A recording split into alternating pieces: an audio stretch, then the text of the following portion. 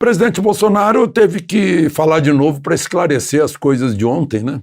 E eu também, quando falei com vocês ontem, eu não sabia, né? Eu achei estranho aquela história de ele falar de imposto de renda, né? Disse, não, o país tá quebrado, eu não tenho força, imposto de renda não dá para mexer.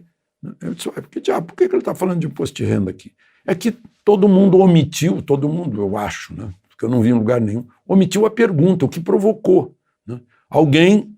Presidente, o senhor disse que ia corrigir a tabela do imposto de renda, pessoa física, né? Atualizar. Não vai fazer isso? Aí ele respondeu, não dá, o país está quebrado. O que ele quis dizer? As contas públicas não comportam isso. Não dá para abrir mão, já se abriu mão assim de uns 20 ou 30 bilhões de arrecadação por causa da Covid, né? Que se dispensou impostos de muita coisa, né, voltada ao tratamento. Então foi por isso que ele disse. Então se omitiu isso. Isso é honesto, né? Se omitiu a pergunta, né? Isso não é de agora, não. Muitas vezes acontece isso, né? Aquela história lá atrás, né, do Figueiredo disse que prefere o cheiro de cavalo ao cheiro do povo, mas não entra a pergunta. Ele disse isso assim de graça? Não, alguém perguntou.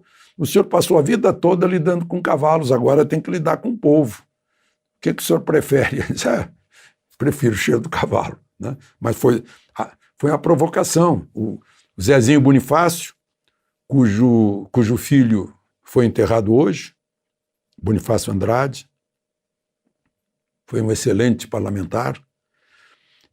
O Zezinho Bonifácio certa vez disse, vocês me fazem perguntas idiotas, e eu dou respostas idiotas. Vocês só publicam a minha resposta pensando que o idiota sou eu, né? Então, isso é um truque de muito tempo. Então, se omitiu que o sujeito cobrou a correção da tabela do imposto de renda da pessoa física, e o presidente respondeu, não dá, está quebrado. Ou seja, o cofre da União, o Tesouro Nacional, está com problema. E qual é o problema? Gente, vocês lembram da reforma da Previdência? A reforma da Previdência pretende economizar 800 bilhões de reais durante 10 anos. Pois o governo gastou 620 bilhões de reais, 8% do PIB, em um ano. 322 bilhões para sustentar 68 milhões de brasileiros, do contrário, haveria fome, haveria desespero nas famílias. 80 bilhões para os governadores e prefeitos, e mais esses 20, 30 bilhões aí de dispensa de impostos e insumos destinados ao tratamento. Abriu mão disso de repente, não estava previsto. Tanto que pediu ao Congresso leis especiais para ultrapassar o teto, né? E agora continua precisando, porque é o ano do pagamento das contas. Agora omitiram o motivo da manifestação. Faz parte, né? Por exemplo, os governadores do Nordeste, que são todos de oposição, organizaram um consórcio do Nordeste, e eu lembro do tempo que consórcio era para comprar carro, né? Hoje consórcio é para fazer oposição. Inventaram um consórcio de jornalista, que dizem que o Jorge Soros é que financia. Tem um outro consórcio aqui de informações de mortes do coronavírus, que eu vou pelo cartório, registro civil. Essa é a informação oficial, né? E agora esse consórcio aí dos governadores exigindo posições do Ministério da Saúde, como se eles não soubessem que o SUS, que tem a participação dos estados, todos os anos aplica 300 milhões de doses de vacinas. Então já tem uma estrutura de seringa, de agulha, de mil coisas, né? E o pessoal faz o maior barulho, 48 países já estão vacinando, o Brasil não está ainda. Bom, em primeiro lugar, eu acho que é bom esperar, né? Ficar olhando para os outros para ver o que está acontecendo. Isso é uma opinião minha. Eu, por exemplo, vou esperar. Eu fui vacinado contra um vírus semelhante, vírus de gripe, né? Confiei.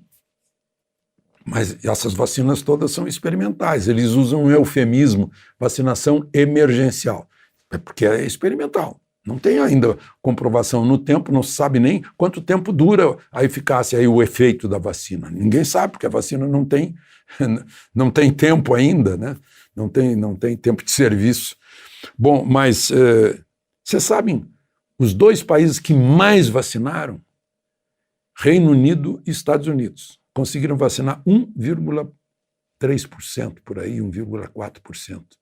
Todos os outros não conseguiram vacinar ainda 1% da população. Então, o pessoal exagera. E aí tem outra, né? Eu falei do consórcio dos governadores do Nordeste, mas a Associação Brasileira de Imprensa está pedindo o impeachment do ministro da Saúde, o general Pazuello, porque ele não está trabalhando. A BI é de jornalista, né? Será que eles não cobrem, não leem noticiário? Eu sei que ele está trabalhando muito. Basta perguntar para os prefeitos, para os governadores, com quem ele está o dia inteiro em contato, né? Fazendo a logística de tudo que prefeitos e governadores precisam. E a BI certamente sabe que quem decide uma vacina, em primeiro lugar, é a licença de uma agência autônoma, independente, que não é de governo, é do Estado brasileiro, que é a Anvisa. E aí essas coisas ficam risíveis. Perde a seriedade. De Brasília, Alexandre Garcia.